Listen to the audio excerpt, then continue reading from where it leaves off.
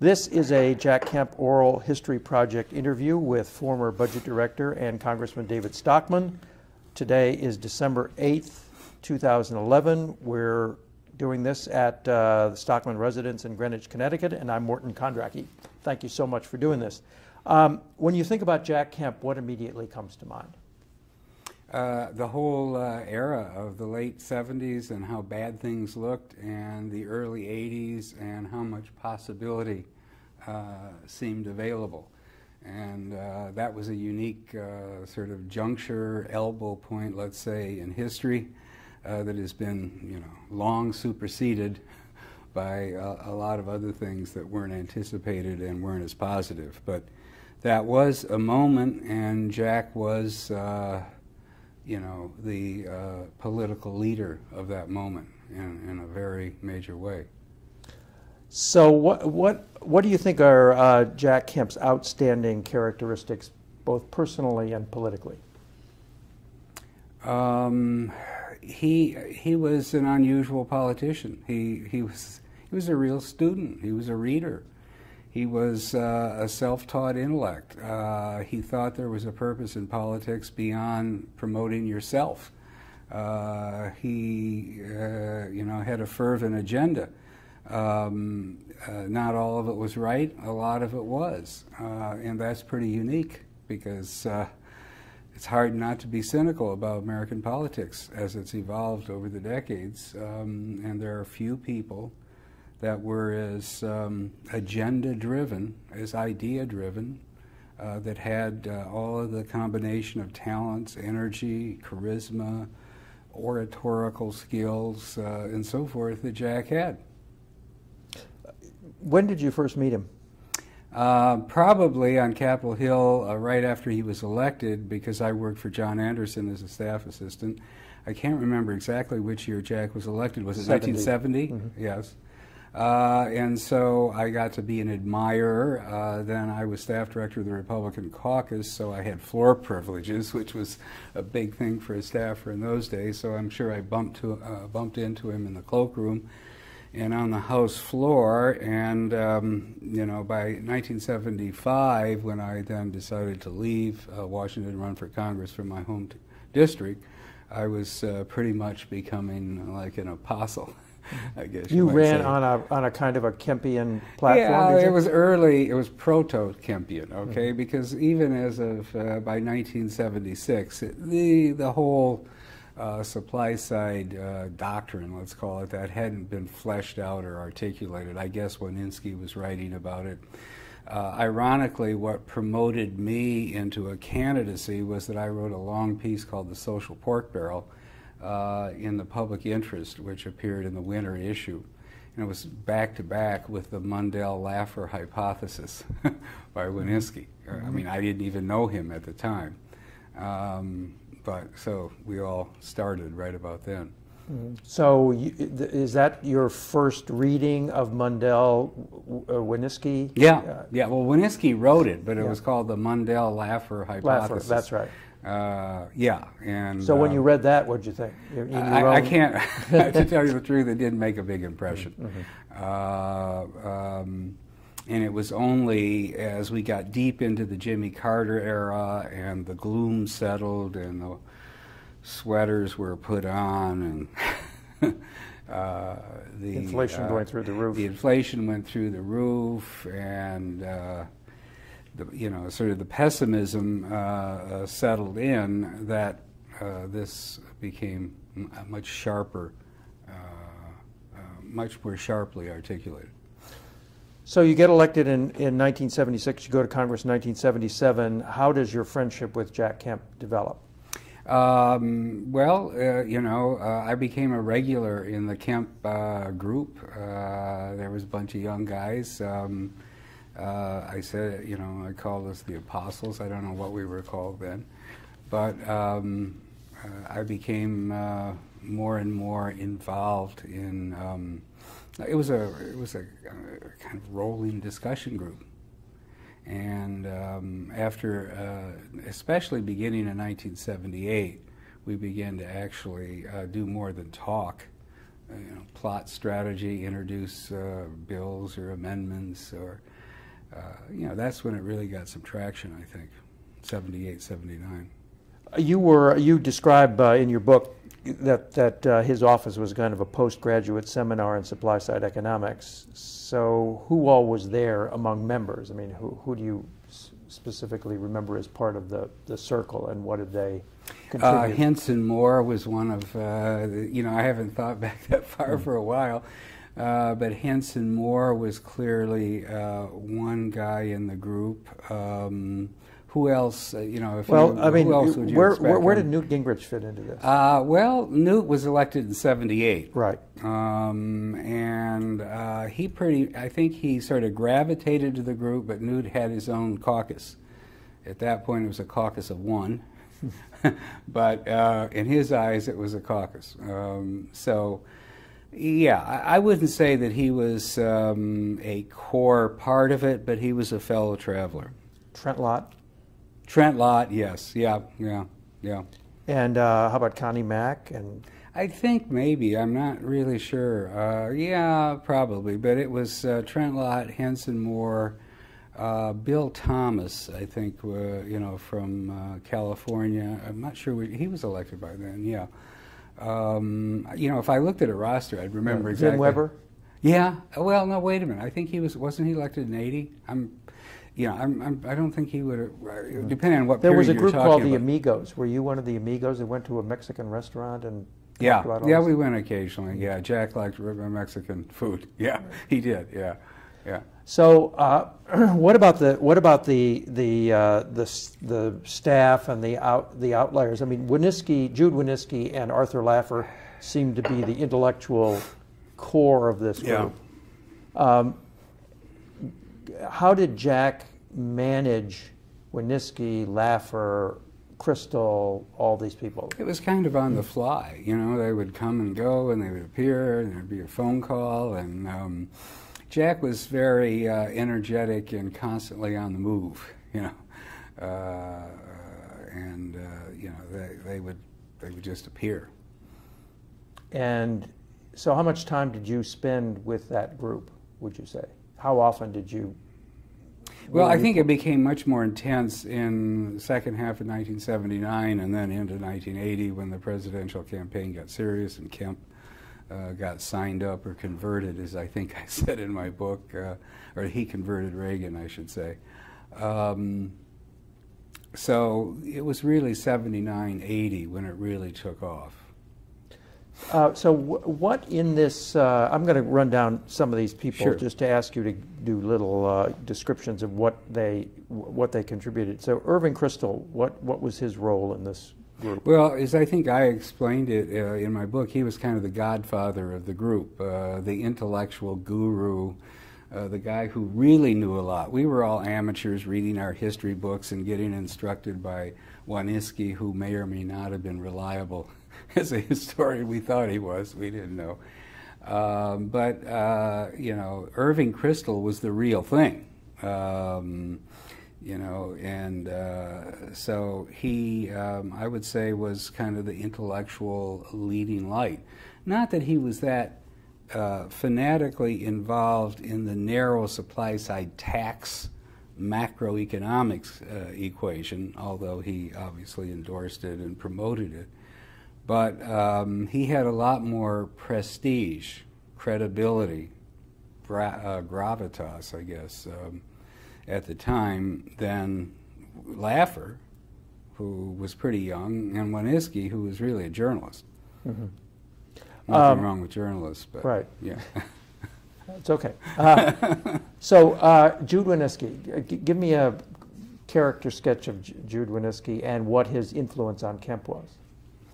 And well, he was the classic ideological fanatic. It's clear to me now. It wasn't so clear then. Had it been a different time, a different place, he would have been Lenin's right-hand man. That, you were with us, or you're with us, or you're against us. As black and white, he was like, everything was Manichaean. Mm-hmm. He was a secular Manichaean, and that's ultimately where we parted ways, probably. When we had to, when we got into governance, and then it was no longer a debating society at the Mexican restaurant or Jack's office, but it was decisions and facts and unpleasant, unwelcome developments, and that whole Winooski group could not cope with governance. They could only cope with ideological formulations. And what was Laffer's role in the group? Oh, he was always had an answer to every issue, supremely confident, and probably claimed to have more of the economist authority about what supply side and tax cuts were all about than even Winooski, and certainly more than Crystal. Crystal was a big picture conservative. So was Robert Mundell part of this group? He was, maybe he came once or twice. He was not sort of engaged on the ground. He wasn't in the ground game. He was off in some library somewhere. And what about Lou Lehrman? Lou was really, near the end, Lou was involved. And Lou brought the other side of the equation because he was for the supply side tax cuts, but he was also hard money, sound money, gold standard, which was part of what we talked about, but as things got real and, strangely enough, Reagan got nominated, and then even more strangely, he was on the verge of being elected, the theory became, well, maybe we shouldn't talk too much about the gold standard because, we don't want to be labeled as complete kooks, and the tax cut and taking on this predicate of ever-expanding government and the welfare state was the more urgent practical priority. But Lou was really, he was the heavy thinker in this thing, okay? These other guys couldn't hold a candle to Lou Lehrman. He's the true intellect, the scholar. And he was also a man of the market. He was at Morgan Stanley, I think, or something at the time. But unfortunately, but he was in New York. Yeah, but he was. He came to Washington quite often. And one, you probably are aware of one of the things I wrote at the time, which sort of kicked this thing all off, was in December 1980, after Reagan was elected, the danger of a Dunkirk. I got a lot of that rhetoric from Lou Lehrman. So he was very influential in those days of transition. In fact, he was in the lineup to be Secretary of the Treasury. A great tragedy that he was not chosen, because he knew what the whole doctrine was about, both on the monetary side as well as on the fiscal policy side. Don Regan didn't have a clue. I mean, he was a stock trader. And I don't want to get off on that. I assume we'll get into that later. But so right at that point, he was highly influential. But apparently, after I got chosen, they decided they couldn't have two young wild men. So Lou and I think a couple. There were some people strongly opposed to him as well. But it's really who would have been opposed to him? I think some of the California cabinet, for some reason. I don't know why. So a lot of these people didn't agree with each other or didn't mesh personally. So well, compared to Jimmy Carter, and compared to Schultz, his budget director, and compared to, this was pretty much high cotton Keynesianism, okay, high tide Keynesianism. And we were violently opposed to that idea that the state is going to macro-manage the economy and promote the prosperity and lift up and ameliorate all of the injustices of society. That core idea, which had reached kind of its finale in the Carter years was what we all opposed. Keynesianism. Yeah. And as a result of that, the nuances of difference as to tax cuts versus budget cuts, how much balance, how important is the monetary equation, what is the monetary equation, is it Friedman or is it the gold standard? There was, it turns out, utterly diametrically, different positions on the issue that really never got vetted, and they bounce around in the background throughout the entire Reagan era. Mm-hmm. So, how well read was Jack Kemp? Quite. Yeah, and this is what I always liked about Jack, because he got the rap of being a football player and all of that, and he went to this college, Occidental College. So, but Jack was one of the most intensely, he was one of the most earnest members of Congress that I met. And all the time I was there as a staffer, member, and then in OMB, about doing his homework, about learning. Learning of things other than what was on the legislative calendar this week or what was in the political equation for the next month.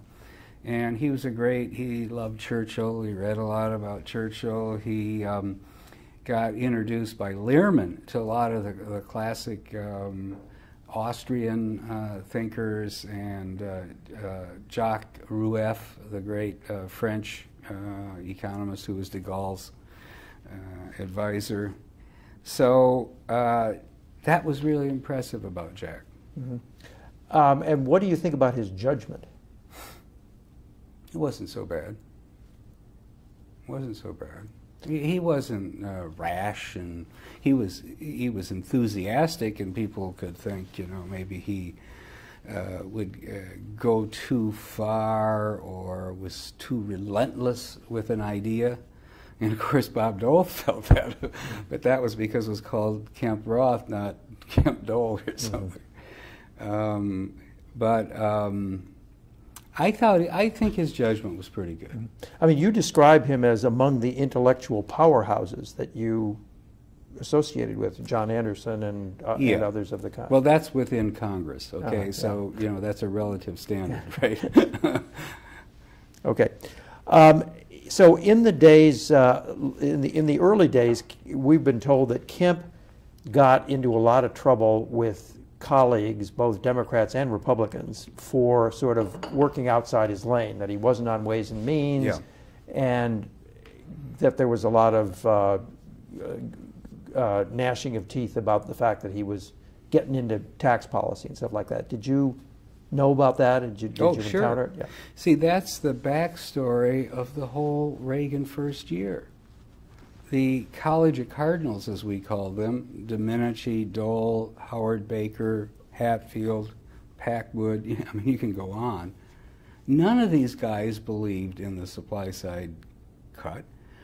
All of them resented to one degree or another how much publicity Kemp was getting, how aggressive he was at promoting it, the fact that he had gotten the California kitchen cabinet and Reagan to more or less embrace it. And I'm telling you, the backstory is everything we did and everything that I did to some degree in the budget role was trying to pull something together that would convince these guys it was safe to undertake the riverboat gamble. I mean, Howard Baker still called it a riverboat gamble in February, March. Now, from the prism of history, everyone thinks, that this is where the Republican Party went off the deep end. No, they fought it and were reluctant and were skeptical. And that's why we came up with this quickie budget with the $44 billion magic asterisk in it and all of that, because they weren't going to go along with any kind of across-the-board, multi-year, deep tax cut until it was earned with spending cuts first. That's what the whole thing was about, ironically. Mm-hmm. And, of course, it misfired because in form, that's what we did. The budget resolution was passed first. There was a framework, but the cuts, got diluted, delayed, and dismissed.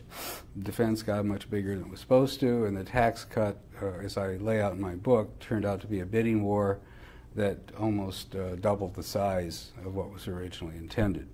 But the whole thing was designed to make Reagan's program palatable to the mainstream Bob Michael, Baker Republicans who were not enamored whatsoever with Kemp Roth, across the board, deep, multi-year tax cuts. They still believed in the old-time Republican religion. And this is why this is a historical turning point of immense importance, because eventually they shed that doctrine as a result of what transpired during the Reagan years.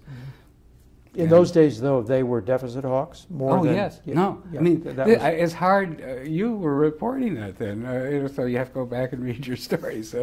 You'll see. I mean, none of them wanted to do the across-the-board tax cut. They would have done 10% one year if Reagan had been more passive. Okay? That's what they would have done. Now, how did the Democrats respond to Kemp Roth? I mean, he tried to describe this as John F. Kennedy revisited. I take it that argument didn't sell with them. Not so much. It was always a little bit of a, what you call opportunistic argument. Mm-hmm.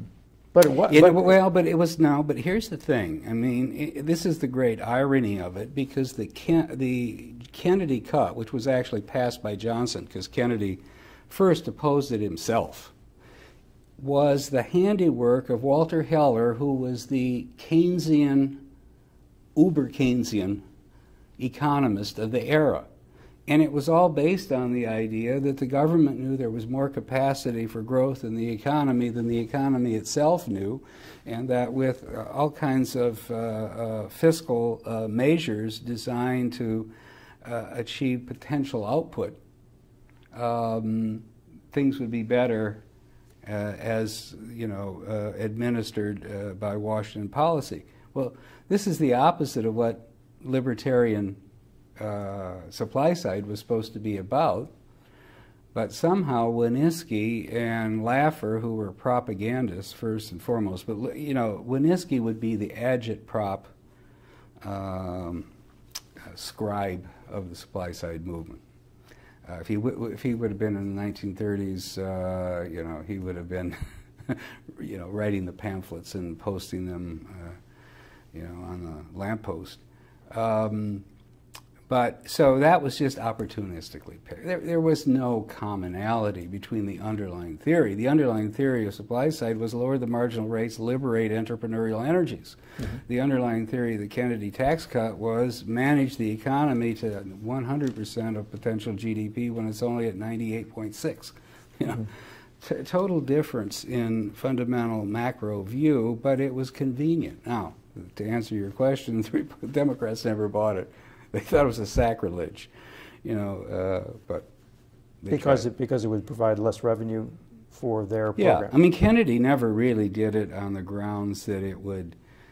They did argue there would be some feedback, but he didn't do it on the grounds that you would get more revenue by cutting rates.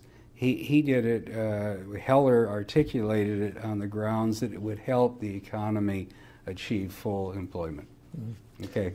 But in some revenue, obviously, with full employment, you get more revenue. That's why the budget then, in their view, was based on full employment.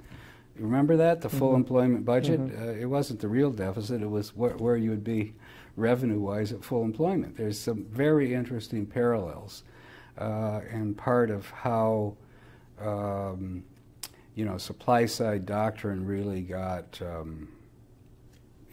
corrupted into politicians' Keynesianism. Mm-hmm. Well, but Kennedy was saying that a rising tide lifts all boats, which sounds a lot like what Kemp thought, that if you released if you created the proper incentives, growth would ensue. I mean, you cut taxes, growth would ensue. That sounds like there's a parallel.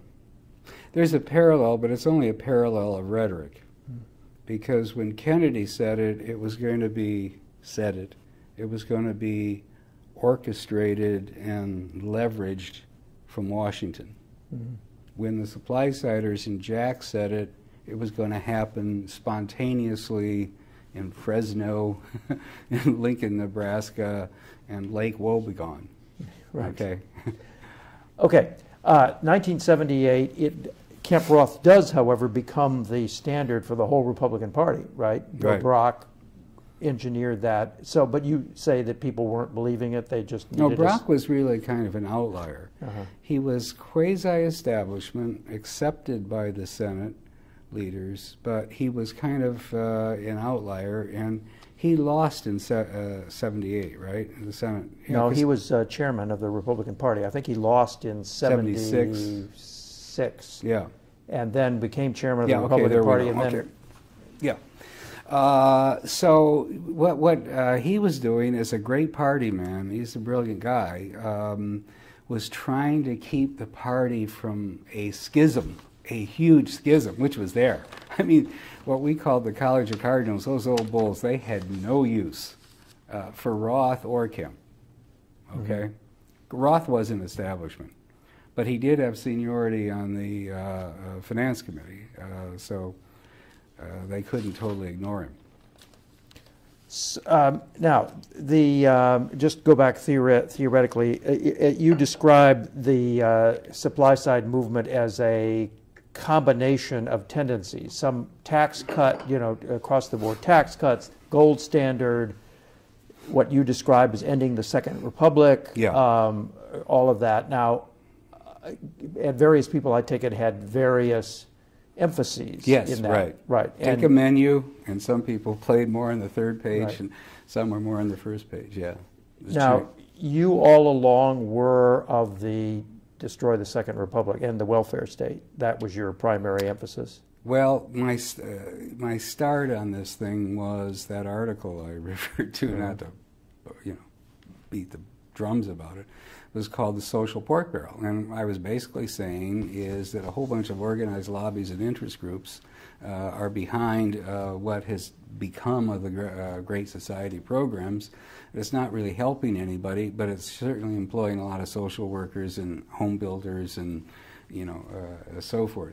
So that's the angle I came from, which was that interest group politics will capture programs and capture the government and pervert the spending to their own interest. The doctors opposed Medicare when Johnson, and Medicaid when Johnson pushed it through, but 10 years later we're living high in the hog. So I was coming from that kind of anti-interest group view of the state, which is another way of saying small state, small government. But it wasn't just out of principle that government should be small. It was on a second dimension, which is if government gets big, it gets captured. And then it just becomes a food fight and a free-for-all where organized interest groups who were there day in and day out can steal from the rest of the electorate, which is out trying to earn a living, pay their bills. So I had that. So I was kind of a libertarian. Kemp was not, was he? I think Kemp was pretty much domestic libertarian. Now, the whole issue of national defense is another matter, because that's where the influence of the other side of Crystal came in. By then, he was already kind of a breastfeeding neocon. And so there was a whole group of thinkers who were for, the defense, rearmament, the defense buildup, the scary dangers of the evil empire and all of that. And Kemp was much more attuned to that. I didn't care that much about it, and in hindsight I see it was a crock. Okay, but at the time, that became one of the further splintering issues as we got into 81, 82, and 83, and that is I couldn't get any domestic spending cuts because all the rank-and-file Republicans were mad as hell about the massive amount of money which was just falling off the wagon at the Defense Department. And it created such a political dissonance that, you know, they just couldn't, you know, marshal the political fortitude to vote against farm subsidies or some UDAG grants when they just saw the money, you know, dripping everywhere across the river at the Pentagon. So that, unfortunately, killed the domestics, the impulse to shrink the welfare state, which then became hugely problematic because the tax cut had starved it of revenues. Mm-hmm. So now you had big defense, the same welfare state, and much less revenue. This was a large problem, mm-hmm. where the whole history of the next 30 years got started. So going into the Reagan years, Kemp is a kind of a libertarian in theory, at least. But when it comes to cutting all those programs, then you get accused of being root canal, right? Yeah. Well, that was clever theorizing, and this is where these guys turn out to be. By that I mean Laffer and Winooski. You know, just political rogues. That, you know, the Republican Party has not succeeded in the post-war period because we're always talking about eating your broccoli. That you have to maintain fiscal discipline, that red ink is bad, that the national debt is bad, and as a result of that, we're always against all kinds of programs that are popular and that people like. Now, they weren't pro-welfare, pro-poor, bleeding hearts. They just had a political dodge which said, we'll get enough growth out of supply side that we don't have to cut this stuff that much. Mm-hmm. Okay, and that then became... Did Kemp believe that? He didn't. He was like on, he was tormented about it because he didn't really like these programs, but he wanted to have a new Republican philosophy of one of inclusion, one of sensitivity, one that didn't look like we enjoyed starving orphan children or something like that. So he didn't want to be constantly caught in these brush fire, you know, wars over program by program cuts. On the other hand, he wasn't opposed to the idea that you needed to shrink the domestic side. And so therefore, when push came to shove, he would always say, "Well, let's have a little more growth," you know. And it became, you know, that became kind of the corrupted form of supply side. Mm-hmm. Just wait for 5 or 6% growth, and governance is easy. Did you ever have a crucial discussion with him about what was possible and what was not possible? You know, what the limits of supply side were? Did you ever hash it all out with him? I think there were probably a lot of arguments about it, but right in the heat of battle, like in 81 and then in 82, when the economy was going through the great disinflation, it was hard to prove your case, okay? Because he would say, as soon as we get out of the, you know, the monetary vice, the economy is going to take off like mad, and without being that precise about numbers, where the growth will help alleviate, you know, this yawning budget gap you're concerned about. Now, I was a numbers guy. I had run every kind of variation of 5-year, 10-year budgets there was, and I could see that even if I plugged in absurdly high levels of growth, we still had a massive structural deficit problem. That was probably the burden of being, you know, in the numbers. When you showed those numbers to Kemp, what did he say? They basically would always come back. Laffer would come back. So you got too much inflation, not enough real growth. You know, Laffer had an answer for everything. Mm-hmm. And so he constantly whispered to Jack, don't fall for root canal. But, you know, this was a clever rhetorical gambit that came exactly from Winooski. And then it was embraced by the Godfather, okay, by Irving Kristol. And you ought to, if you wouldn't mind, just take a look at, there's a passage in there near the end where I really lambast the Godfather for convincing Republicans that veterans were their constituency, don't touch it. Farmers are your constituency, don't touch it. Social insurance was the great legacy of Roosevelt. We're not against that. And so he basically gave intellectual cover for, you know, fiscal default. And therefore, he had one of the most pernicious influences at the end of the day of all these people. And did you ever have did you ever challenge Kristol in Kemp's presence, or? Oh yeah, I'm sure I did. I mean, I can vaguely remember, but it was always, you know, he was a nice enough guy, okay? He wasn't a hardcore street fighter, like to some degree Winooski was. But he would, you know, he would sit back and smile and say, well, you know, economics isn't my field, but don't get so excited about it. In other words, it was kind of a condescending attitude. Yeah, you're a budget guy, you got your green eye shades on, you're in these numbers all day, and I can understand how you're obsessed with this, but you know, you got to take a look at the bigger picture. The bigger picture is we're going to bring the evil empire down. The bigger picture is we're changing the course of history by, you know, purging the liberal elitism that was really the bête noire that they contended with from the public debate, or at least challenged it. So it was never engaged.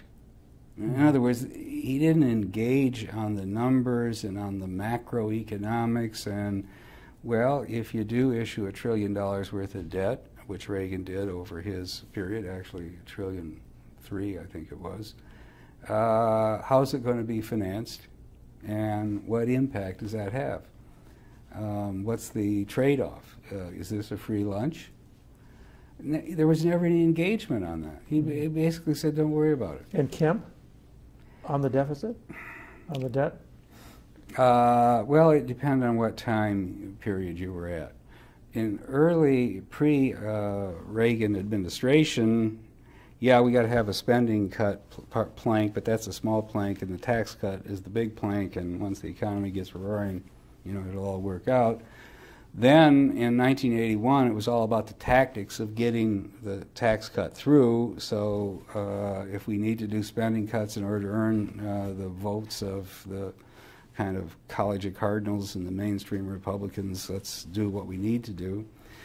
Then we got into 1982, and, well, that's the deficit that resulted from 20 years of Keynesian hyperstimulation, double-digit inflation.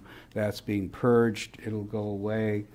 You know, what I'm saying is, as the phases of the economy unfolded, the argument shifted. And then by the time we got to 1984, when the economy started to really rebound, then it was morning again in America. We're going to grow our way out of this. And I left. Right.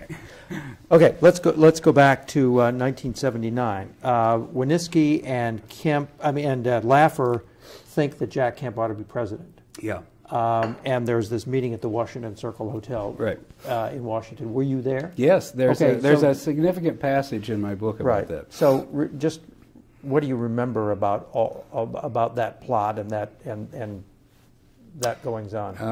Well, you know, I thought it was. I said, "Really, we're having this meeting?" I was, I was part of the. I was in the Apostles group, so. But I said, "Really, Jack? I mean, how could you be thinking about running for president? I mean, because to me, these were big figures that ran for president. These were big guys."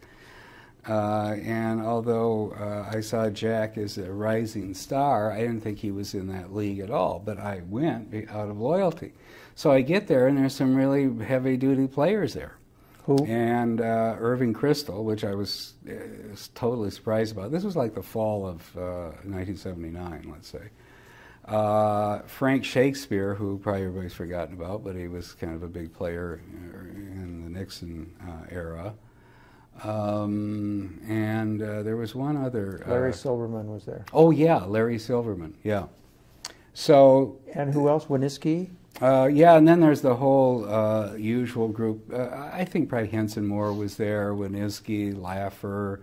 I'm pretty sure Lou Lehrman was there. And Kemp himself. Oh yeah. Uh-huh. Yeah. And so what did everybody conclude, that Kemp ought to do it, and what did Kemp say about it? The idea was, this is a serious proposition. The primary season, I mean, today it's about this. It was equivalent to, I think it was probably November, December, if I can remember right. But the primary process was not so front-loaded then. So I think the conclusion of the meeting was, this is an exciting prospect, let's explore it further. So it was kind of the Exploratory Committee without a name and without an announcement that came out of that. And then Kemp says, no, I'm going off with Reagan. I'm going to go. Well, what happened was then the Reagan people saw it coming, and they basically co-opted Jack. They invited Jack, Laffer, and Winooski out to the ranch, so to speak, out to California for a few days, as I remember. This probably was January or February of 1980, January. And the idea was to learn from them about supply-side economics and Kemp Roth, but it was really to co-opt them into the Reagan camp. And came back and he said, we converted him. We converted him. I was stunned. And second, I was shocked that he was for Reagan, because I thought at that point I thought Reagan was some kind of right-wing human events. My view of the world was, I was a libertarian, liberal, social liberal, and I was all for small government taxes, liberating the entrepreneurs and all that, but I didn't believe in all the rest of this stuff. As a young guy, I had a pretty dim opinion of old fogey human events, right-wing, anti-commie, school, why can't Johnny pray in school, philosophy. And that's what I thought Reagan was, and I wondered what the heck Jack was doing. Mm-hmm. And so it took me a while to come around. When Kemp goes out there with Winooski and Laffer and so on, did they convert Reagan, or was this something Reagan already believed, based on your memory? Well, in his mind, he was always for smaller government, which meant lower taxes. And you remember in 1976, he had a big tax cut, which then they tried to destroy him with.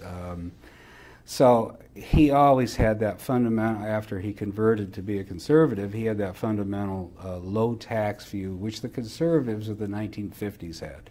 I would call it the George Humphrey. He was Eisenhower Secretary of the Treasury view. And then Reagan also had the antipathy to high marginal rates that, of course, by legend, he had experienced during World War II as an actor in the 90% bracket. So he was highly disposed. But he was also a balanced budget guy. So what happened was the charlatans, which they were in the end of the day, Laffer and Winooski, convinced him that cutting taxes would lead to a balanced budget. That That was his reluctance. That was the reluctance of the whole kitchen cabinet. I mean, these guys had been brought up on the gospel of balanced budgets, and they loved the sound of these income tax cuts, liberate the entrepreneur, provide incentives, get the government out of the way. They liked all this, but they had a reluctance because they were afraid, well, what if the deficit explodes? Mm-hmm. And those two guys convinced the whole Republican establishment, or at least the Reagan, California establishment, I should say, that don't worry. Kemp believed that too, though. Yeah. Did he not? Yeah. So was he a charlatan or not? No, because Kemp, I think, believed it by their warranted word. In other words, they were supposedly the experts. Laffer was supposedly the economist, and Winooski was supposedly the brilliant financial journalist who had studied things deeply. And so he bought their view, but Kemp was a little broader than that. As I said, he did realize that you had to shrink the spending side. Laffer was just cavalier. Don't bother, you know. It's not that important. And Winooski was worse. Why do you want to pull? You're Dr. Root Canal. He named me a lot of things, but that was one of them. So it was a gradation. Winooski was utterly cavalier and irresponsible. Laffer was just clever and had all his little equations that could show you,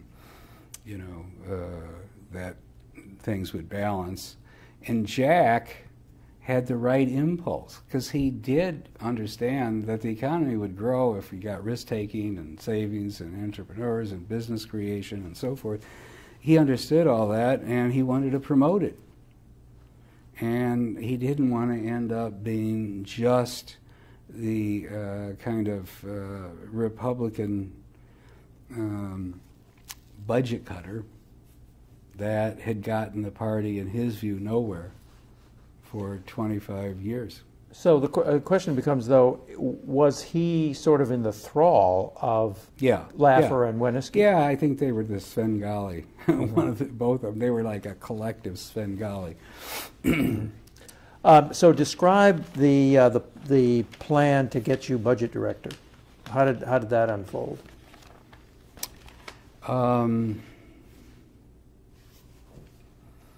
They were, after the election, well, first of all, I had gotten a warm spot in Reagan's view of things because I was his sparring partner in the debates. Mm-hmm. You played John Anderson first, and then I was Carter in the second debate for a week. So how did you get those positions?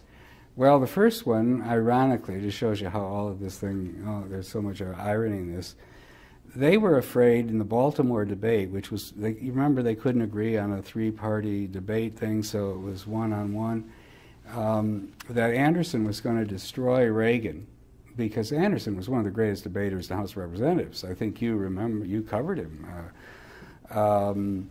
And so they took him off the campaign trail for a week, and Jim Baker was, at that point, was now running the campaign, casting about, well, who really understands where Anderson's coming from? Hey, well, how about this young Stockman guy? Because I worked for him for 6 years. So that's how they got me. Mm-hmm. And then Reagan thought it worked out so well that when it came time, I was back in Michigan campaigning for re-election, I get a call from Baker, get back here. He wants you to be Carter. So I did that for a week. So then, after the campaign, he was doing his call of, his week of, after the election, his week of thank you calls. He called me one day to thank me for what I did and my role in the debate preparation and so forth. He said, some of the guys were thinking, you're really the kind of young, energetic guy, face that we need to have more of in the Republican Party. Is there any role you'd like to play in the administration? I didn't hesitate. I said, yes, I'd like to be budget director. And he said, oh, I'm not sure exactly what that position is, but I'll go talk to the fellas. So then I told Kemp, he got a hold of the Prince of Darkness, Novak. Novak wrote a column about it. A few days later, they called back, said, talked it over with the fellows, they think you'd do a great job. It was that simple. There wasn't any big campaign. There wasn't any big plot. I just happened to have the nerve to say it when he was making like a perfunctory thank you call. And what about your memo, your Dunkirk memo? Did that help? That was after. That was after I was already designated. Okay. Yeah. Yeah. And what did Kemp try to do to get Lehrman to be Treasury Secretary? Yeah. Then the campaign started. So there's probably, if you go back, you'll see some Novak columns. I wouldn't be surprised. Jack began to call people and try to agitate. I don't remember a lot more detail about it. But then after I got selected, there was a mini campaign for Lehrman. And that's where someone decided you can't have all these young whippersnappers. You need somebody with some gray hair. So you describe in December 18th, before you're appointed now, and you go up to New York and you start talking around to people in the markets and stuff like that. And then there's this dinner at the Century Club with Kemp, Lehrman, Winooski, and so on. And already Greenspan too. Greenspan too. Yeah. And so already there's beginning to be doubt among what you call the Central Committee about your. Oh yes. There was doubt for this reason. The purpose of the round robin, I went to all the Wall Street houses, at least a lot of them. I went to Morgan Stanley. I went to Bear Stearns. I just want to throw this in the record. I didn't go to Goldman Sachs because it wasn't important then.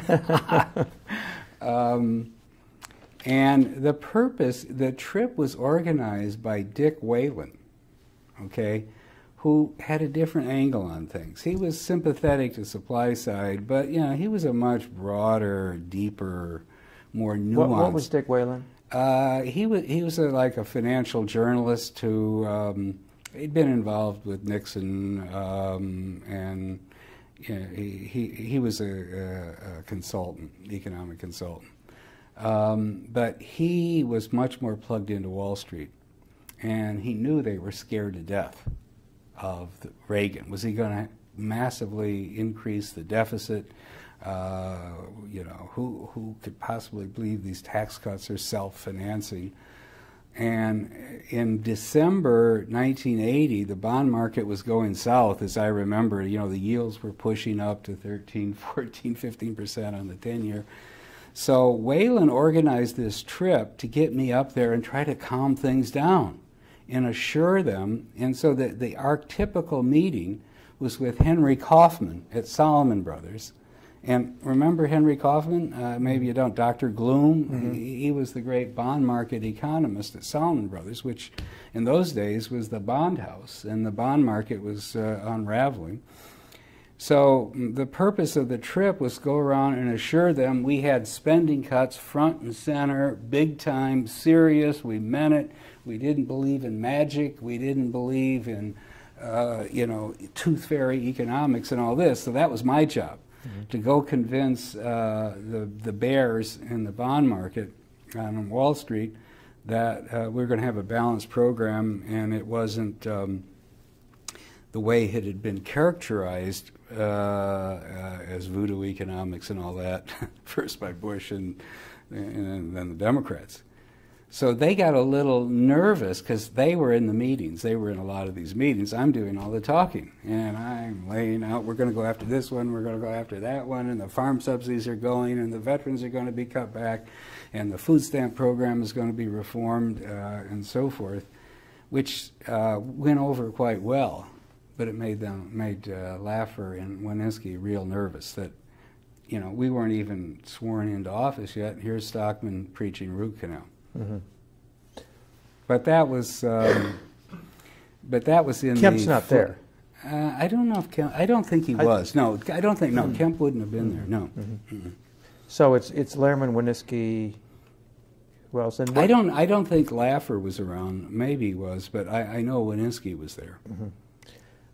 And so, how did you defend yourself against? They didn't really. I don't think I had to defend myself. I think they were just, a little bit apprehensive about what they were hearing. You know, because I should have been up there talking about the wonders of tax cuts, and I was only talking about spending cuts. There he goes. He's just named 3 weeks ago the budget director, and he's already got on the green eye shades, got out the root canal playbook, and that was concerning to them. Why did you decide that to talk to Grider, Bill Grider, all along this, all during this process? Because I had the foolish illusion as a young man that he was the front page editor of the Wall Street or the Washington Post then, that he would give me that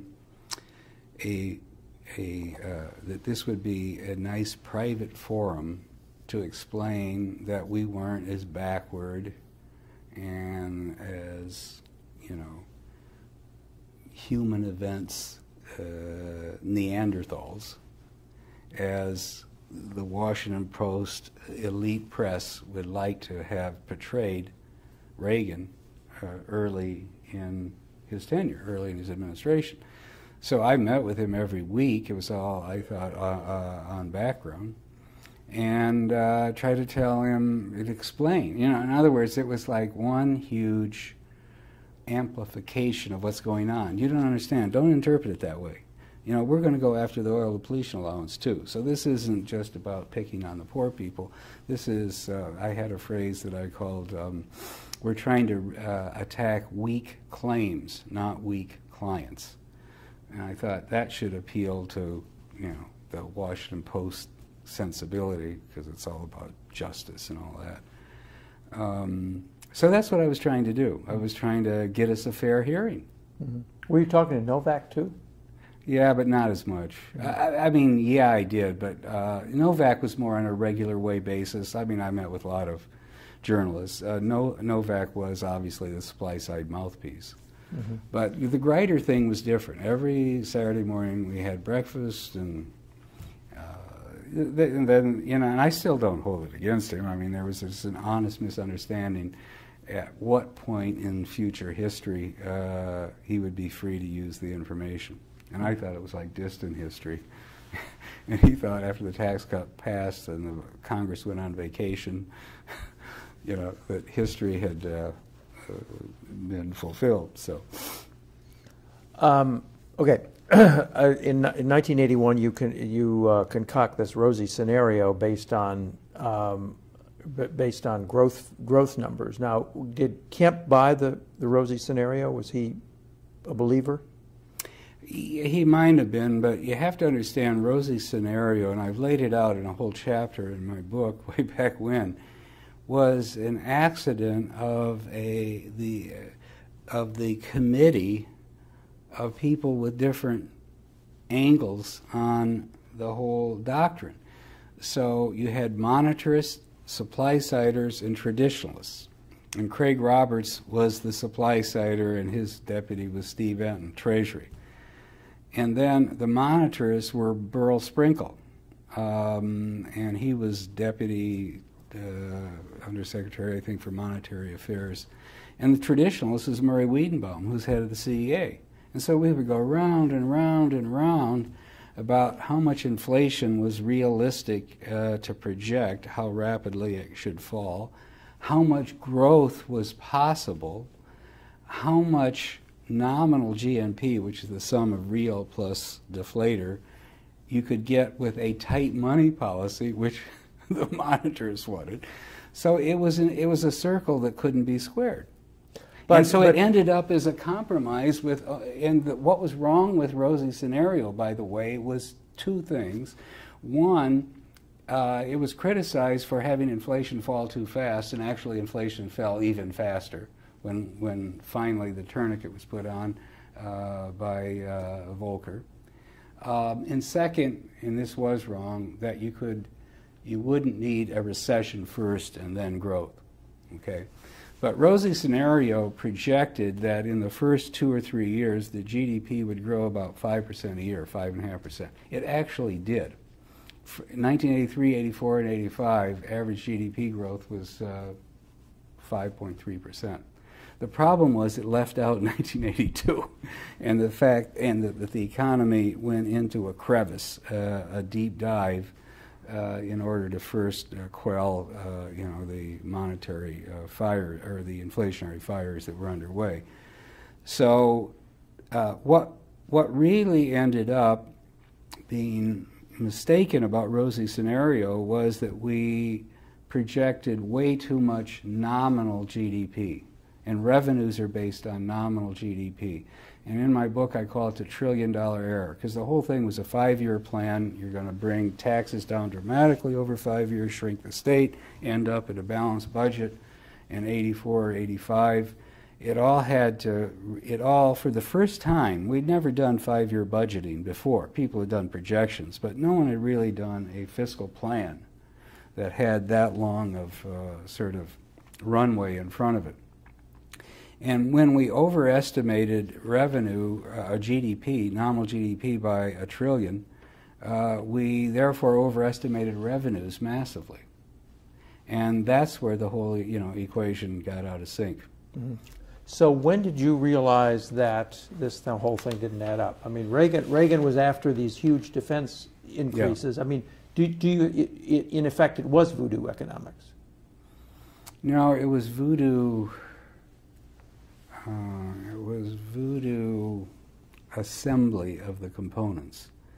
In other words, and I think it's somewhat, I laid it out in my book, but when Reagan presented it to the Chicago Economics Club, his first real fiscal plan in the campaign, which it was September 1980, the plan was put together by Marty Anderson and Greenspan, and it had 5% real defense growth from the defense level that was in place in 1980. But that was right at the time when defense supplementals were surging because we'd had the embarrassment in Iran, the Soviets had invaded Afghanistan, and this was the kind of the wave of remilitarization, rearmament. Sentiment was underway in Congress. The reason I'm mentioning this is that by the time we got to February 1981 and had to put the numbers together, and this is what I mean by the assembly of the components, defense spending was up from 140, pushing the $220 billion range. And then they decided, well, if Carter came out for 5% real growth, which he did in his outgoing budget, we can't have 5%, or how are we a strong defense administration? So they went for 7%. But they started 7% real growth from $220 billion rather than 5% real growth from 140. Do that a few years. Mm-hmm. Massive difference. Mm-hmm. And so the defense top line got ballooned way beyond what people thought who did the original arithmetic of the Reagan idea. Kemp probably then was still on the Defense Appropriations Committee, wasn't he? Or was he? Yeah, he was. He was. Suffice it to say, was he in favor of these? Oh yeah, the ballooning. Yeah, because he wasn't looking at it just in terms of how it fit in the larger fiscal equation. It was more now the neocons were in there. They were in the Pentagon. They were showing how badly everything had been left, to decay, let's say, by the Carter administration. So he was all caught up in, we've got to catch up fast, the whole rearmament campaign. So I don't think he was even looking at the numbers. But it really blew a hole in the side of the whole equation. Mm-hmm. So I don't think it didn't have to be voodoo economics. If you had the right defense growth, mm-hmm. and if you cut domestic spending enough, and if you didn't double the tax cut by adding in all of these Christmas tree ornaments to get the home builders and the oil depletion people and the peanut growers and on, if you hadn't done all of that, you could make those numbers work. Mm-hmm. The problem is politics took all three pieces of the numbers, that's why I called the book The Triumph of Politics, in the wrong direction. Right. So,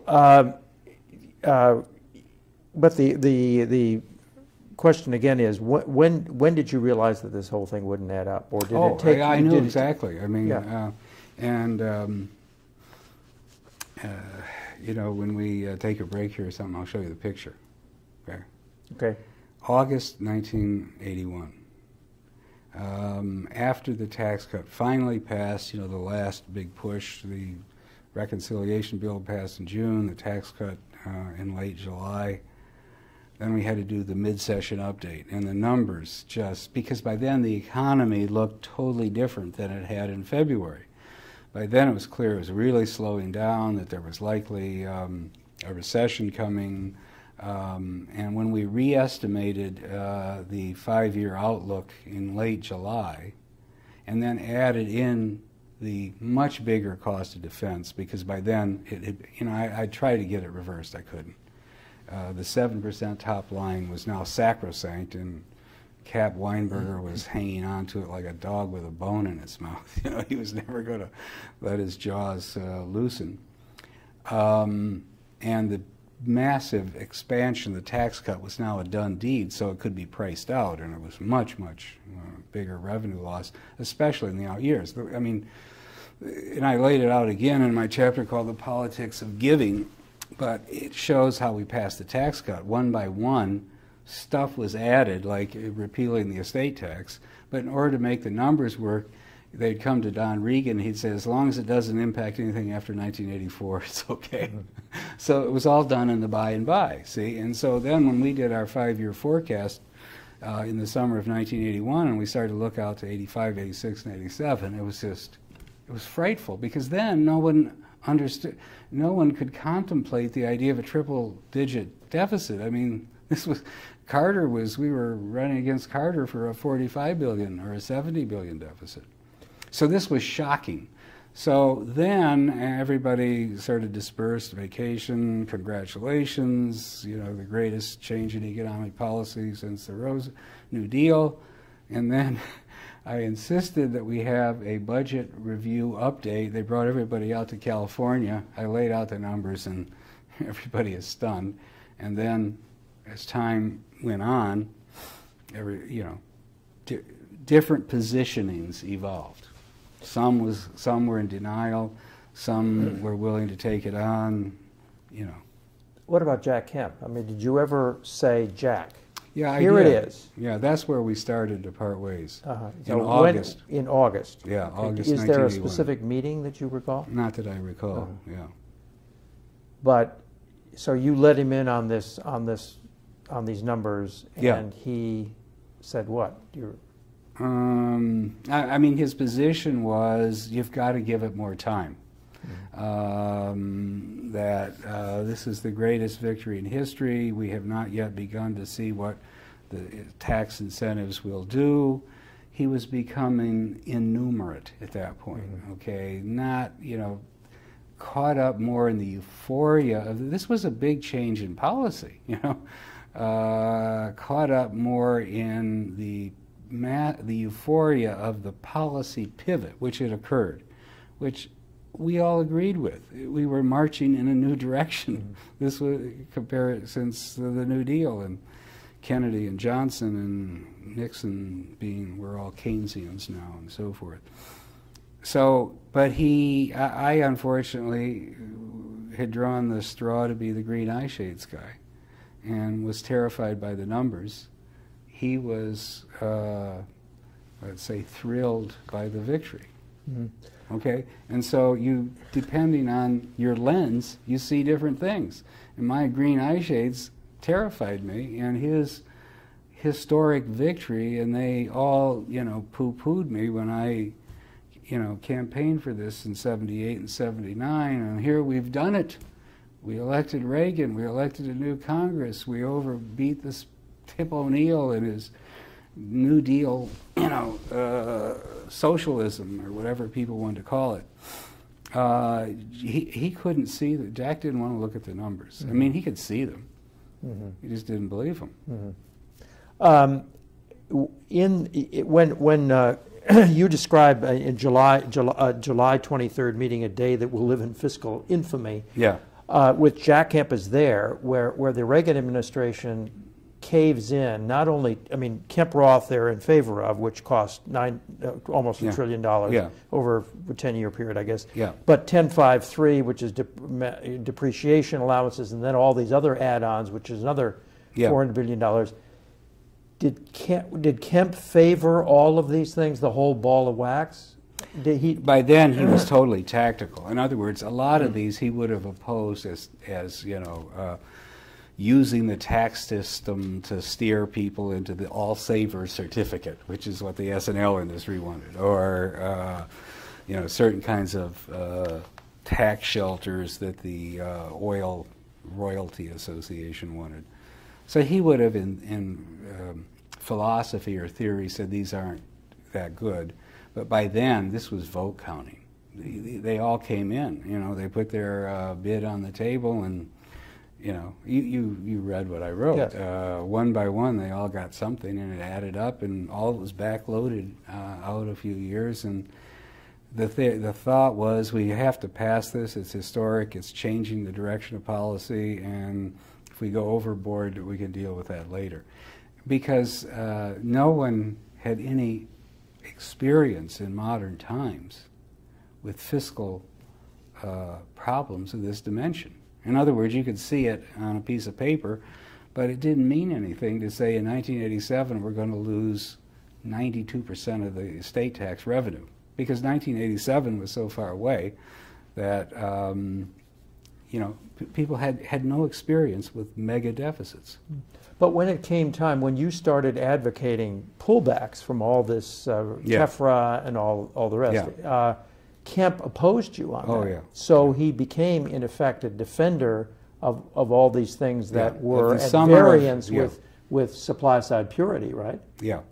He became a defender of the summer of '81. In other words, you know, that line in the sand had to be defended, and if we start retreating, we'll end up, you know, back where we started. That was the view.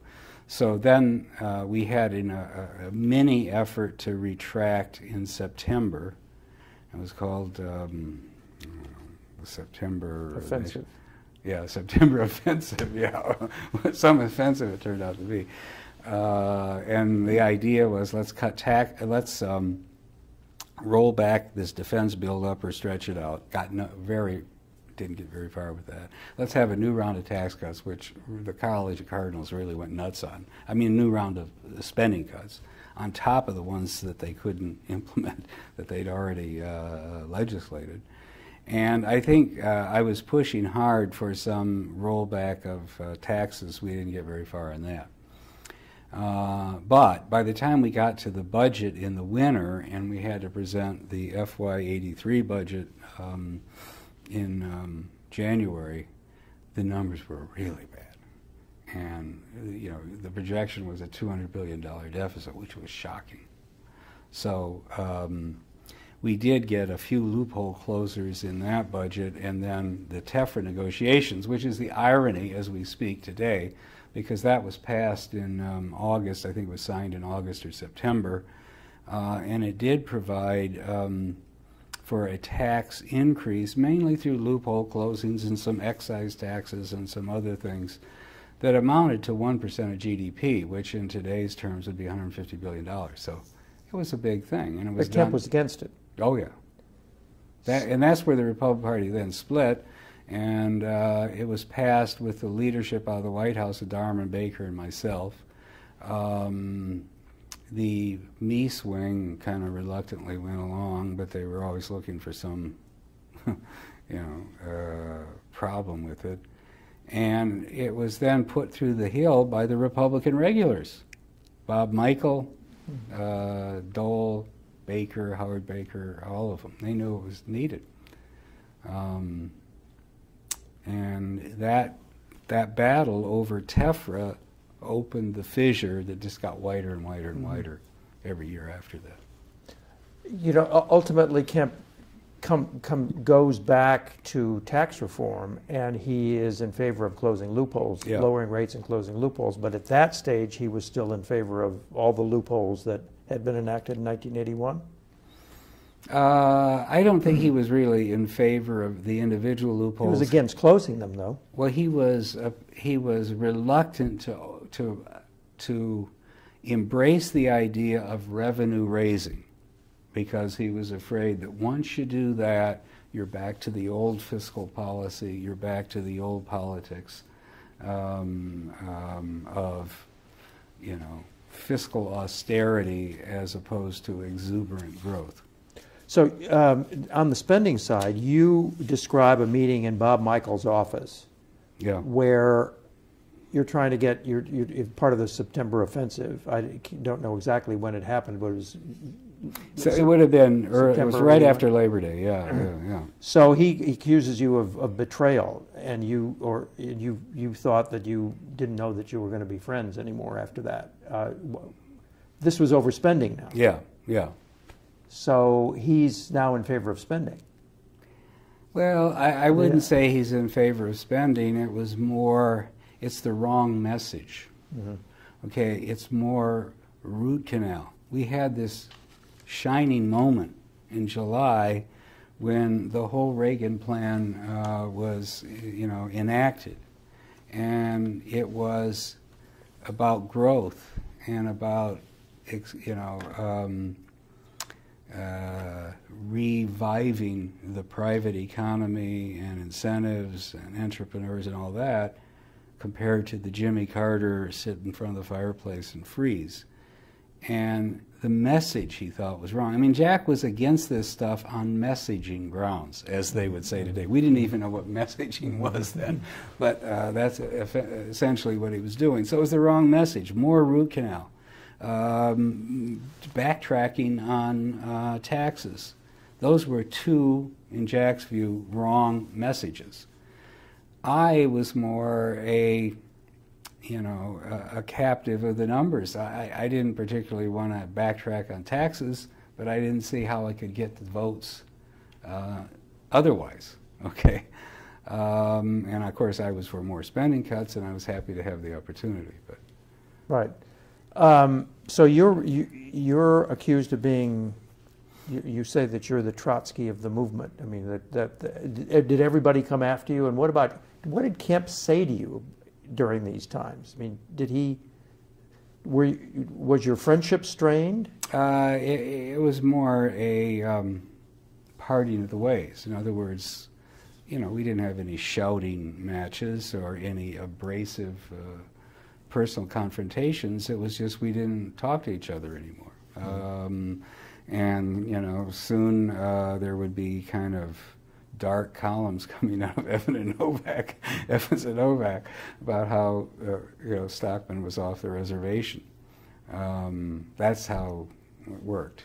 You did go to this dinner on September 22nd. The Israeli finance minister, it's at Kemp's house. He sort of berates you in the morning for wanting to delay the effectiveness of the Kemp-Roth cuts. Yeah, right. And then he invites you to dinner. You Yeah. say that he's incapable of anger. That's true. Yeah, I was saying there was never any hostility about this. There were never any confrontations. It was just a chilling, you know, a breakdown of the relationship, or let's say, yeah. What did people in the Reagan administration think about Kemp? What did Ronald? Did you ever hear Ronald Reagan talk about Jack Kemp? He liked him a lot, and Nice liked him. Darman thought he was a megalomaniac. Baker, you know, knew that he had to deal with him, but he was just one of the many players on the chessboard that Baker had to keep aligned, and he found him to be somewhat of a pain in the rear. But he respected him and realized that he was an important constituent. Jim Buckley says that he witnessed a conversation between the president and Jack Kemp where the president said, "Jack, just how low do you think taxes can go?" And it was a kind of a dismissive. He thought that it was a put down of Kemp, Did Reagan ever exhibit any doubt about that Kemp was going too far? Or No. No. No. Mm-mm. So do you remember anything he ever said about Kemp? I'm not recollecting anything at the moment. But he saw, you know, Jack as a real stalwart ally. You know, he represented what Reagan wanted to see as the future of the Republican Party, that he was reviving to its original roots and mission and philosophy. Do you remember any conversations with Darman about him? Yeah, I mean, Darman was a cynic. There's no doubt about that, and he didn't speak overtly negatively about Jack, but he was, you know, cynical and dismissive. Mm. How about Reagan? Don Regan was Don Regan had a ample ego, let's put it that way. And Jack was a contender for some of the space that his ego wanted to occupy, let's put it that way. So there was, I mean, he worked with him, I think, pretty cordially. Don Regan was a very affable guy. I mean, he got along with a lot of people till he would have a temper tantrum, and then it would be over in a day, and he would start up again. So he worked well with Jack, but he saw Jack as a contender for the limelight.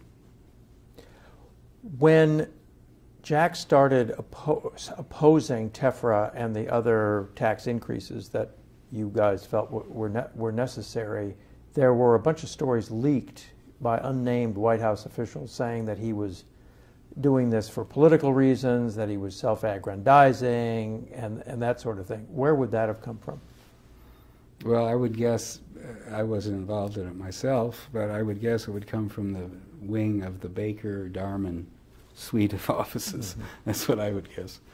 Mm-hmm. Because they weren't Jim was about getting done what needed to be done. And yeah, they weren't true believer supply-siders. No. Yeah. Not that they, you know, had any huge, deep philosophical problems with it. It was they were just practical guys, and supply side was a good direction. But then, how far can you get it, and what's Howard Baker going to put up with, and why is Bob Michael calling me and nagging and complaining and whining because he can't keep the regulars in line? You know, that's the world they dealt with. Mm. Why did gold never get on the Reagan agenda? Mainly because we had the wrong Secretary of the Treasury and the wrong Undersecretary for Monetary Affairs. Burl Sprinkle was an absolute Friedmanite monetarist. Define that and everything determined by, everything was driven by the money supply. M1, M2, and their view, the Friedmanite view at that stage of history, was if you just kept it in a narrow channel, 3% or 4%, and didn't try to maneuver and manage and control the markets and kept fiscal policy, you know, out of the, you know, they didn't believe in fiscal policy. They didn't believe in any of the Keynesian stuff and so forth. But Friedman was very anti-gold standard, and he's the evil genius of the whole modern era as far as I'm concerned, because he convinced Nixon to default on Bretton Woods, default on our obligations to convert our money, which was the heart of the whole fixed exchange rate system. And once that happened, we got into a money printing world that we have today. Now, that's neither here nor there, except that that was an important juncture in Republican history in terms of economic policy. And so what had been the view in December 1980, which was very gold standard oriented, Don Regan wasn't around yet. He was the default candidate, because I think there was a Simon they wanted, and then there was a big not Simon, there was someone else in line, and he got vetoed. And so they came up with Reagan as one, he's plausible because he's head of Merrill Lynch, and second, he's not really tagged with being in one camp or another. But when Reagan got there, his deputies were already appointed. Sprinkle was already Undersecretary for Monetary Affairs, and Paul Craig Roberts was, so he had a supply sider whispering in one ear and a monitor's in the other ear, and they were saying opposite things half the time. But Sprinkle wanted nothing to do with gold standard. Don Regan was a man of the modern market. It sounded a little, you know, trogdolite to him. And so he pretty much put the kibosh on it. Mm-hmm. And then they had that commission. Remember, we had a commission, and actually Ron Paul was on it, Lehrman was on it, and the commission was Reagan's mechanism to bury the issue. He didn't want anything to do with it because he thought, you know, the Wall Street no longer cared about it. Mm-hmm. And that was an important failure. That was an important failure right there. Well, you at one stage said that if the gold standard had been applied, it would have been even more deflationary than what Volcker did. Right. So where were you on the gold standard? I was for it. Mm-hmm. But I mean, I didn't have any deep comprehension. I didn't know a lot of the history. But yes, I was very strongly pro-gold standard. I was really mesmerized by Lehrman. And Lehrman knew why he was for it and why you had to anchor the system in something besides fiat money. And that fixed exchange rates are the only way to keep the monetary system stable. So he knew all, you know, and I took his warranted word, and it turns out he was right. But and so are you now affiliated with the Lehrman, Mueller, Jeff Bell, gold? Yeah, I'm pro gold standard. Mm-hmm. Yeah. So, but Jack Kemp blamed Paul Volcker and his raising interest rates for the recession, right, and wanted Volcker fired. Yeah, because there was again Winooski at you know, at his worst. As I remember, in that period, had a theory: if you declared the gold standard, inflation would melt away overnight, and so therefore you wouldn't have to go through the Volcker torment and the Volcker, you know, crushing of the credit system and temporarily of the economy.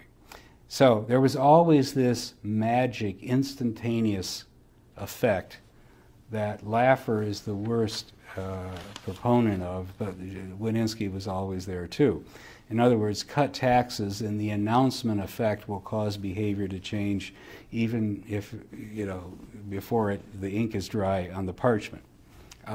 Declare a gold standard and inflation, which was deeply embedded in everything, you know, labor contracts, CPI clauses, and so it's all going to disappear.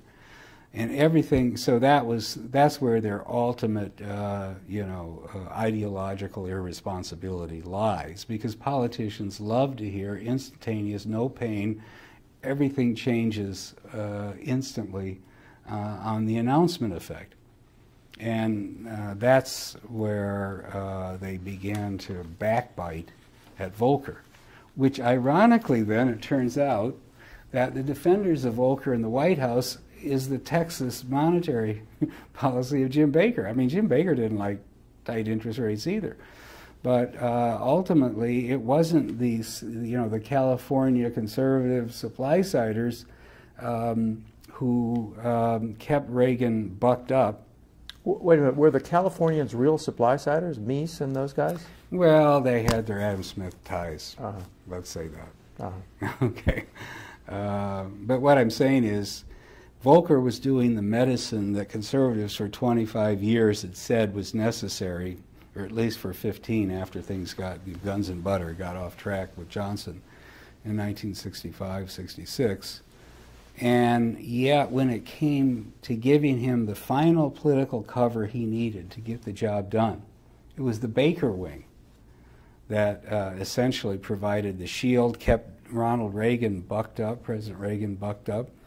Although he had his own convictions, you have to give him a lot of credit.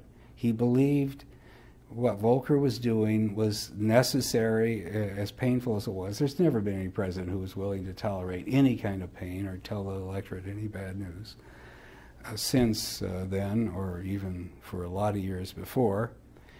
But the carping started from the supply-siders, because they thought the deep recession was invalidating the tax cut. And of course, Tip O'Neill was out there saying, yeah, we did exactly what he wanted, and what did we get? 11% unemployment.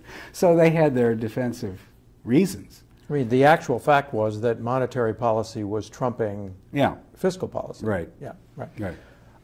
So when the Greider article came out, and you are quoted as saying Kemp-Roth was always a Trojan horse for bringing down the top rate, and it was the only way to make trickle-down economics palatable. Did you actually say that to Greider?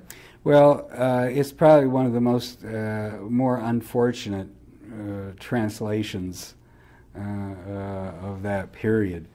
I didn't mean to say, I can't remember what exactly I said. I mean, it's a tape recorder at a breakfast table. It's the Hey Adams Hotel, like 31 years ago or something. But what I was saying is, an important piece of this is getting this absurd 70% top rate on investment income and the high marginal rates down.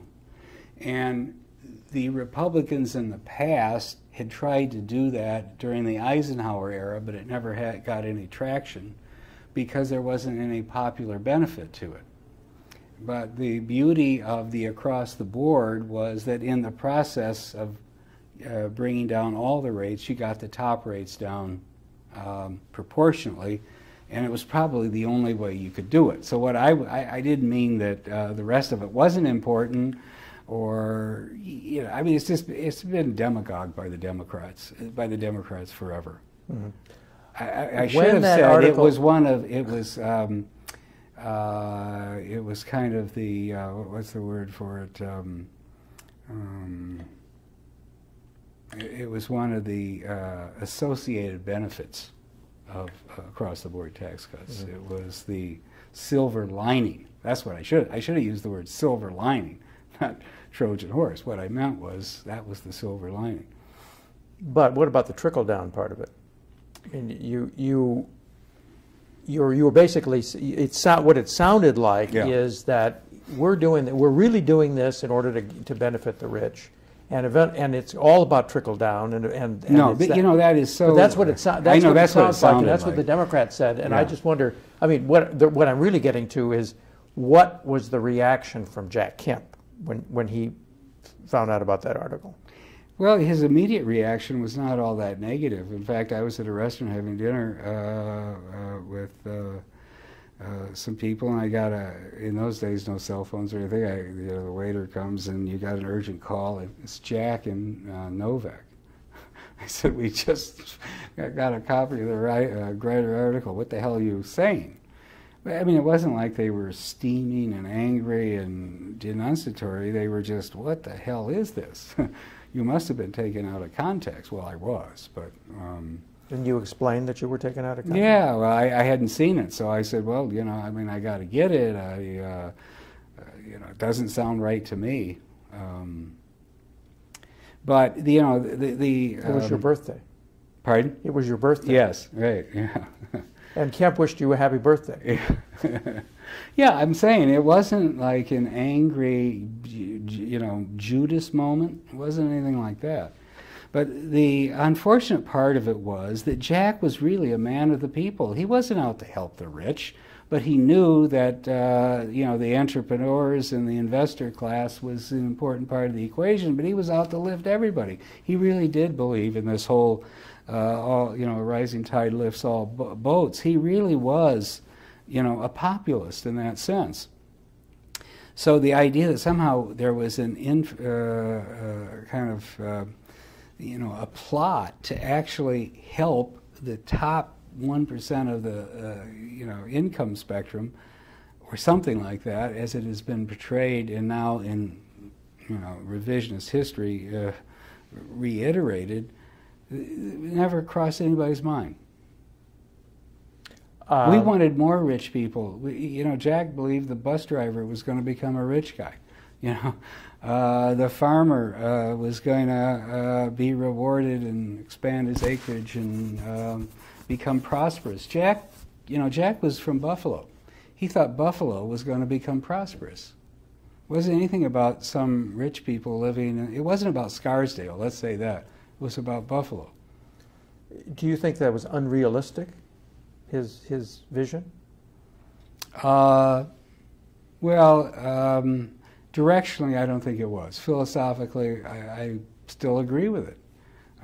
It's just a question of how far and how fast, and what other complicating factors might arise in the world that would make it difficult to get there. But I think the vision, it's a great vision. And how much heat after it did you get from the Central Committee? That quite a fair amount. I mean, it didn't come to me directly, but it was. Novak says he never spoke to you again, right? I think that's right. Yeah. But you were regarded as an apostate by the. Well, that made me when that came out. But remember, that was November 10. Yeah. At that point, I became an apostate.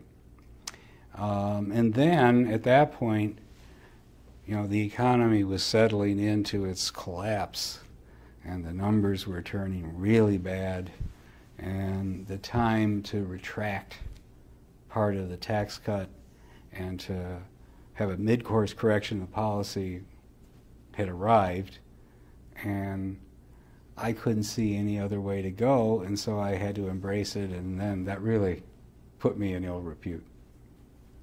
Well, you were in favor of tax increases. Yeah, revenue increases. Right. Yeah, I never wanted to raise the marginal rates. We didn't even get to that point.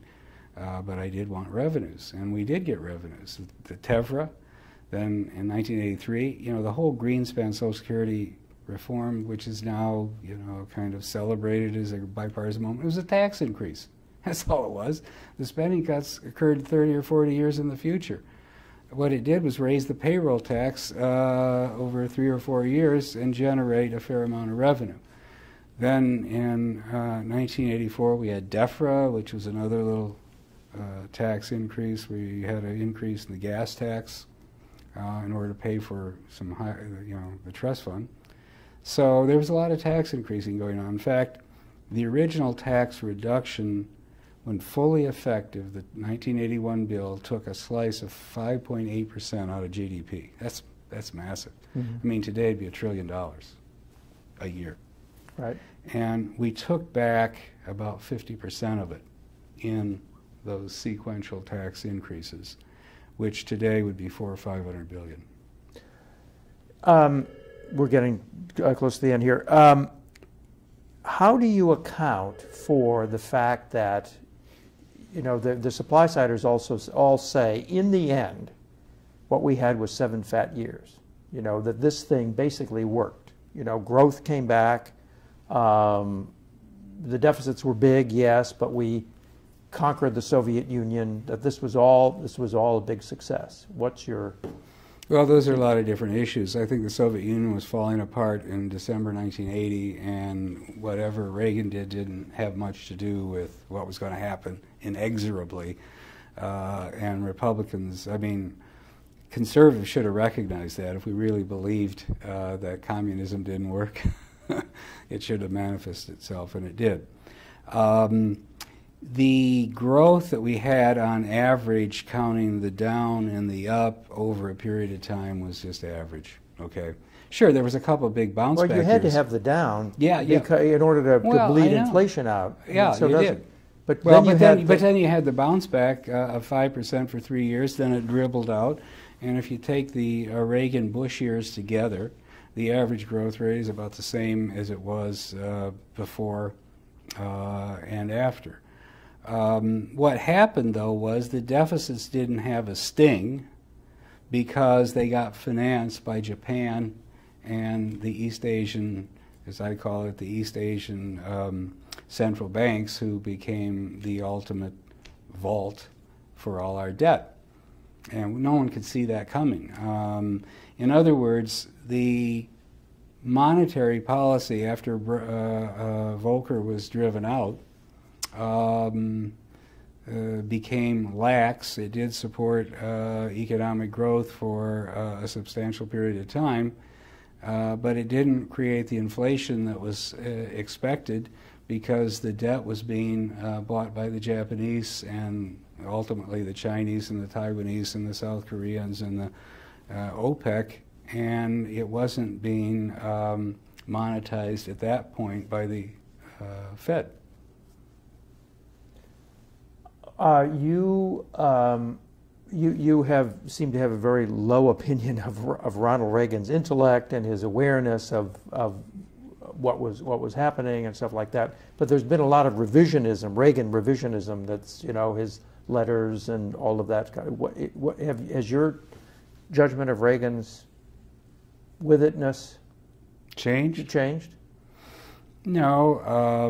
I mean, he had certain qualities that I never challenged. In other words, he would write a lot of these speeches. I mean, you would have 3 weeks worth of speech drafting by all these high-powered speech writers, and he'd take the draft up and bring it back on a yellow pad, handwritten, perfect, and it was a lot better. He knew how to get the cadence. He knew how to get the flourishes.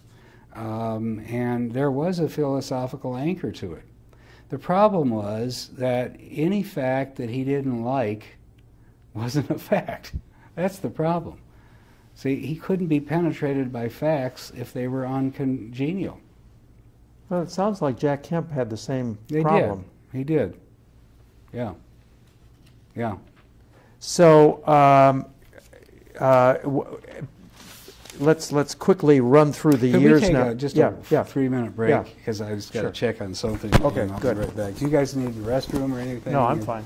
You're Yeah, we found found it? Yeah. Okay. You want coffee or anything? Or If there is coffee, I'll take Okay, it. I'll have But Lucy don't make have anybody make it. Right? So what was your relationship with Kemp like post-writer and the rest of the Reagan administration, and then as the years went on? Well, it was distant. I mean, it was cordial, but it was distant. I think that's the best way to describe it. Who did you support for president in '88? He was running against Bush and so on, and Pat Robertson. I think by then I was totally disillusioned. I wrote this book in 1986. A sort of plague on all your houses. I really didn't probably bestir myself that much. So, final question. How do you think Jack Kemp should be remembered in history? I think he should be remembered well. There was a need to get off this Keynesian train that national policy was on.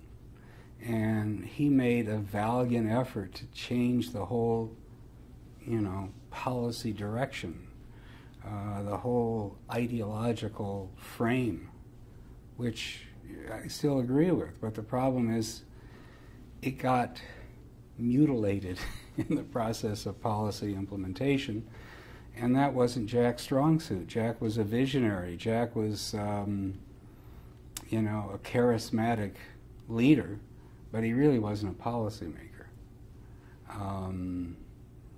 So I think it was an important chapter. It was, a